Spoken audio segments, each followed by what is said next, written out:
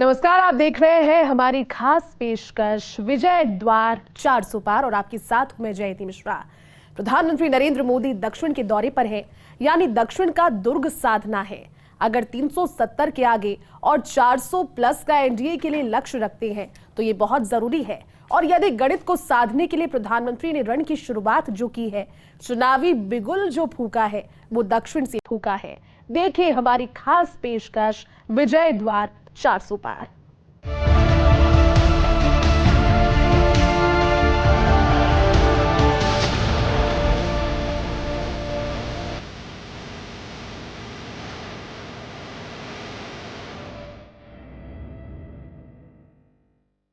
चार सौ पार का नारा तभी सच में पूरा होगा जब बीजेपी दक्षिण के दुर्ग पर भी विजय हासिल कर ले।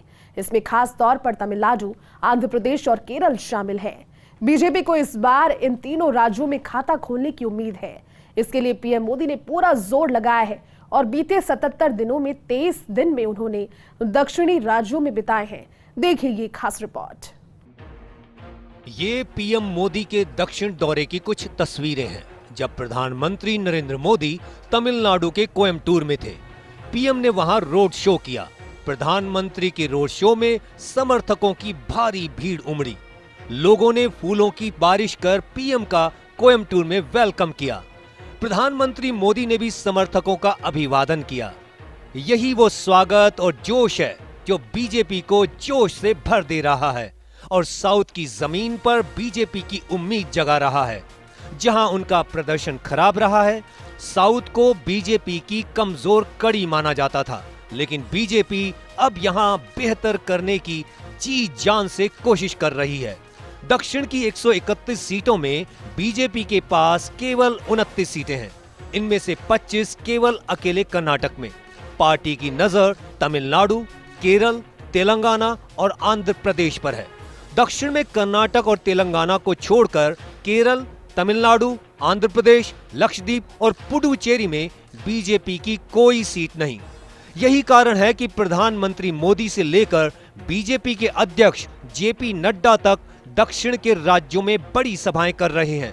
मोदी सीधे कह रहे हैं 400 पार जरूरी है, साउथ को मदद करनी होगी।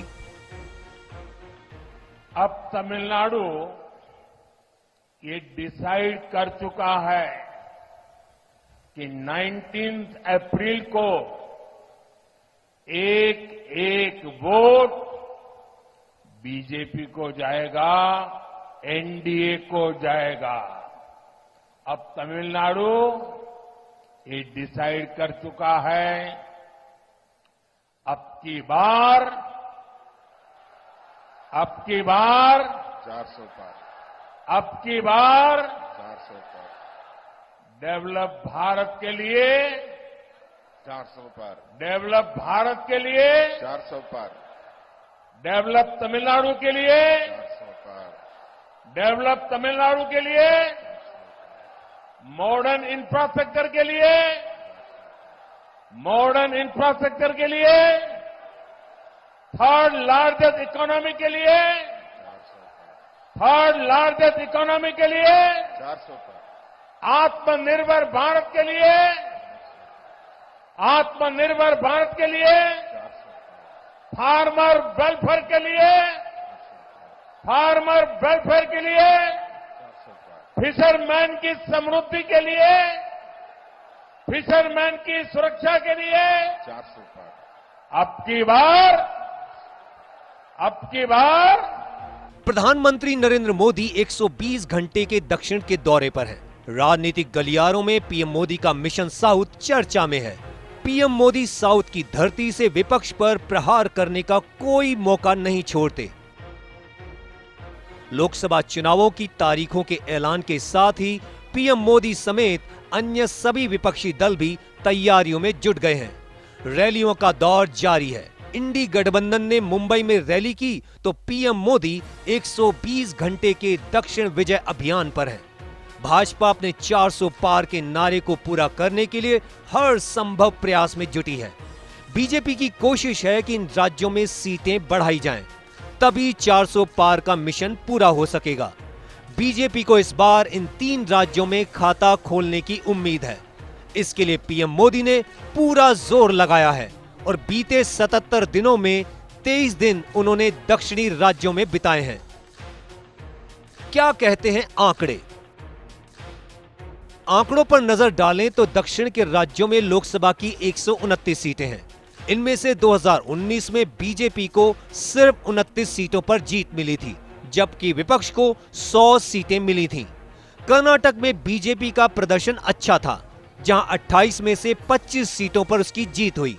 वहीं तेलंगाना में भी उसने अच्छा प्रदर्शन किया और 17 में से 4 सीटों पर जीत दर्ज की।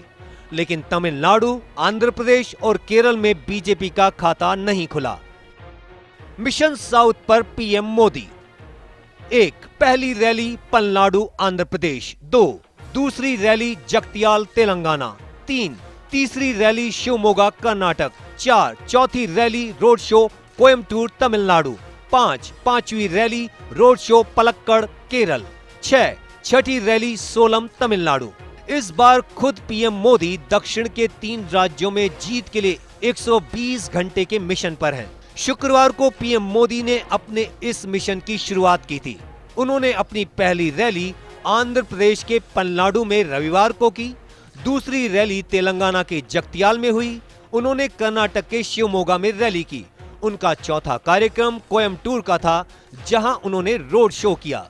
वहीं कल वो केरल के पलक्कड़ में रोड शो करेंगे। इसके बाद उनकी छठी रैली तमिलनाडु के सेलम में होगी।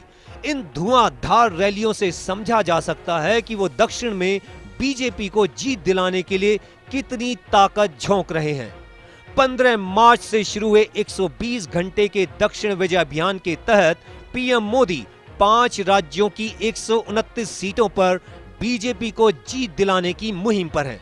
इस दौरान उन्होंने ईवीएम और एजेंसियों के दुरुपयोग पर राहुल गांधी के बयान को नया मोड़ दे दिया।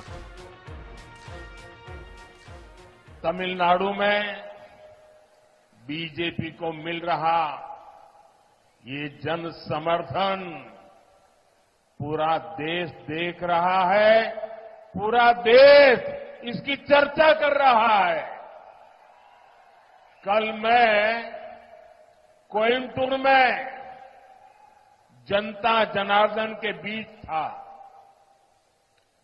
बीजेपी और मोदी को,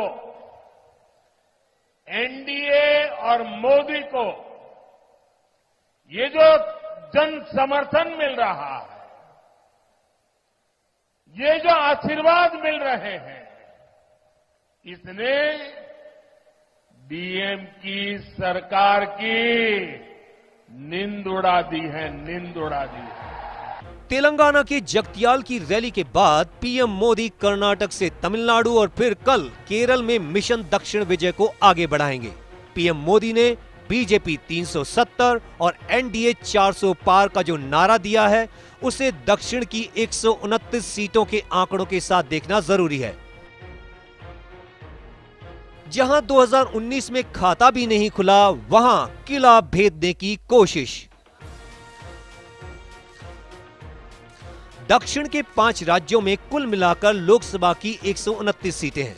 इनमें से 2019 में बीजेपी ने 29 सीटों पर ही जीत दर्ज की। कर्नाटक की 28 में से 25 और तेलंगाना की 17 में से 4 सीटों पर बीजेपी ने पिछले चुनाव में जीत हासिल की।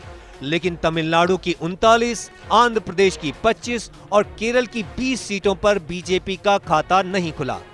इस बार 400 पार का लक्ष्य हासिल करना है, तो बीजेपी को दक्षिण के उन 3 राज्यों में अपना खाता खोलना और तेलंगाना में अपना आंकड़ा बढ़ाना जरूरी है, जहां अब तक उसे जीत नहीं मिली है। चुनौती बेहद मुश्किल है और ये बात पीएम मोदी भी जानते हैं। रविवार को आंध्र प्रदेश के पलनाडु की रैली में उन्होंने विपक्ष की टेंशन भी बढ़ा दी। पिछले 77 दिनों में पीएम मोदी ने 23 दिन दक्षिण के राज्यों में गुजारे हैं। ये दिखाता है कि वो दक्षिण में विपक्ष के अभेद्य दुर्ग में सेंध लगाने और वहां कमल खिलाने को लेकर कितना गंभीर हैं। दक्षिण भारत में 5 राज्य हैं, हर राज्य का अलग हिसाब, कई क्षेत्रीय क्षत्रपों का राज, कहीं कमल खिलने की तलाश। चूंकि तमिलनाडु 39 सीटों पर बीजेपी 0, केरल की 20 सीटों पर बीजेपी 0, आंध्र प्रदेश की 25 सीटों पर बीजेपी 0, तेलंगाना में 17 सीटें, बीजेपी के पास 4 सीट, कर्नाटक में 28 सीटें, बीजेपी 25। इसी रिकॉर्ड को सुधारने के लिए प्रधानमंत्री दक्षिण में धुआंधार दौरे कर रहे हैं। तेलंगाना से लेकर तमिलनाडु तक और कर्नाटक से केरल तक, आंध्र प्रदेश तक 2 महीने में 15 बार से ज्यादा पीएम दौरे कर चुके हैं। हर राज्य के लिए पीएम ने अलग अलग प्लान बनाया है, तो बीजेपी के 400 के पार की उम्मीद का काफी कुछ दारोमदार इस बार साउथ पर है। Bureau report, first India news.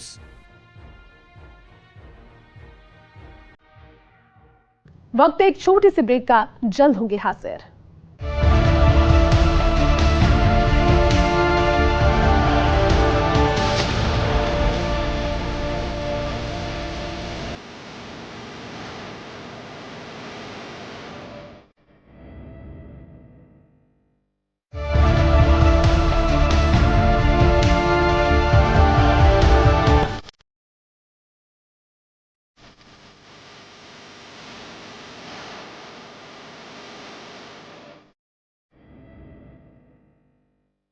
Break के बाद आपका स्वागत है। पीएम मोदी अपने मिशन साउथ पर है। बीजेपी को दक्षिण के आंध्र प्रदेश, तेलंगाना, कर्नाटक, तमिलनाडु और केरल में क्या हासिल हो सकता है, आंकड़ों से समझेंगे कि साउथ के राज्यों में भाजपा का प्रदर्शन अब तक कैसा रहा। देखिए ये खास रिपोर्ट। बीजेपी ने पिछले 2 लोकसभा चुनावों में अकेले बहुमत का आंकड़ा पार किया। अगर आप पॉलिटिकल मैप को देखेंगे, उत्तर भारत का हिस्सा भगवान नजर आएगा, लेकिन भाजपा की गाड़ी दक्षिण भारत के राज्यों में रुक जाती है। आंकड़े भी इसकी तस्दीक करते हैं कि दक्षिणी राज्यों में बीजेपी का प्रदर्शन बहुत अच्छा नहीं रहा है। सिर्फ कर्नाटक को छोड़कर इस राज्य में पार्टी को सफलता जरूर मिली है। ऐसे में अब पार्टी का जोर दक्षिणी राज्यों में सफलता पाने का है। आगामी लोकसभा चुनाव के लिए प्रधानमंत्री नरेंद्र मोदी ने दक्षिण के 5 राज्यों आंध्र प्रदेश, कर्नाटक, केरल, तमिलनाडु और तेलंगाना में बिगुल फूंक दिया है। पार्टी इन राज्यों में पूरे दमखम के साथ वोट हासिल करने की कोशिश में जुटी है। बाकी राज्यों में बीजेपी के पास कितने नंबर्स? 2019 के लोकसभा चुनाव में मध्य प्रदेश की 29 सीटों में से 28 पर भाजपा को जीत मिली थी। महाराष्ट्र में बीजेपी ने 25 में से 23 सीटें जीती थीं। राजस्थान की 25 में से 24 पार्टी के हिस्से आईं। यूपी में 62 सीटों पर जीत मिली। झारखंड की 14 में 13 सीटों पर भाजपा ने दांव लगाया और 11 पर जीत मिली। छत्तीसगढ़ की 11 में से 9 सीटों पर भाजपा को जीत मिली। इसी तरह मणिपुर और मेघालय की भी 2-2 सीटों में से 1-1 सीट पर बीजेपी को जीत मिली थी। मिजोरम और नागालैंड में 1-1 लोकसभा सीट है। इन सीटों को बीजेपी ने जीता था। पिछले साल 28 मई को संसद की नई बिल्डिंग में पूजा के लिए भी दक्षिण भारत से पुजारियों को बुलाया गया था। नई संसद में पीएम मोदी ने सेंगोल को स्थापित किया था। इसे राजदंड भी कहा जाता है। सेंगोल का संबंध तमिलनाडु राज्य से है। केंद्रीय वित्त मंत्री निर्मला सीतारमण ने कहा था कि सेंगोल को संसद में रखा जाना तमिलनाडु के लिए गर्व की बात है। बीजेपी के पास साउथ इंडिया में कितने नंबर्स? आंध्र प्रदेश में 25 लोकसभा सीटें हैं। यहां पीएम मोदी के साथ एनडीए में चंद्रबाबू नायडू की पार्टी, तेलुगु देशम पार्टी और पवन कल्याण की पार्टी जनसेना साथ में है। एनडीए के सामने है जगन मोहन रेड्डी की पार्टी, युवजन श्रमिक रायतू कांग्रेस पार्टी। 2019 के लोकसभा चुनाव में भाजपा को एक भी सीट नहीं मिली थी, जबकि पार्टी ने 24 सीटों पर अपने उम्मीदवार उतारे थे। राज्य में वाईएसआरसीपी को 25 में से 22 सीटों पर और टीडीपी को 3 सीटों पर जीत मिली थी। कांग्रेस का भी खाता नहीं खुल पाया था। कर्नाटका में बीजेपी के नंबर्स। राज्य में लोकसभा चुनाव 2024 के लिए भाजपा और एचडी देवेगौड़ा की पार्टी जनता दल का गठबंधन है। सामने है कांग्रेस। 2019 के लोकसभा चुनाव में कर्नाटक में भाजपा ने सभी 28 सीटों पर अपने उम्मीदवार उतारे। जीत मिली 25 पर। राज्य में इस साल कांग्रेस को 1 और जनता दल को 1 सीट पर जीत मिली। वहीं 1 सीट पर निर्दलीय उम्मीदवार को जीत मिली थी। लोकसभा चुनाव 2014 में भी बीजेपी ने राज्य में सभी 28 सीटों पर अपने उम्मीदवार उतारे। जीत मिली 17 पर, कांग्रेस को 9 और जनता दल सेक्युलर को 2 सीटों पर जीत मिली थी। तमिलनाडु में बीजेपी। तमिलनाडु में लोकसभा की कुल 39 सीटें हैं। पिछले लोकसभा चुनाव 2019 में भाजपा ने मात्र 5 पर अपने उम्मीदवार उतारे थे। जीत 1 पर भी नहीं मिली। राज्य में एमके स्टालिन की पार्टी द्रविड़ मुनेत्र कड़गम डीएमके को 23, कांग्रेस को 8, सीपीआई को 2, सीपीआई-एम को 2, एडप्पादी के पलानीस्वामी की पार्टी ऑल इंडिया अन्ना द्रविड़ मुनेत्र कड़गम एआईएडीएमके को 1, विदुथलाई चिरुथिगल काची वीसीके को 1 और इंडियन यूनियन मुस्लिम लीग को 1 सीट पर जीत मिली थी। केरला में बीजेपी के लिए 0 का अंक। राज्य में लोकसभा की कुल 20 सीटें हैं।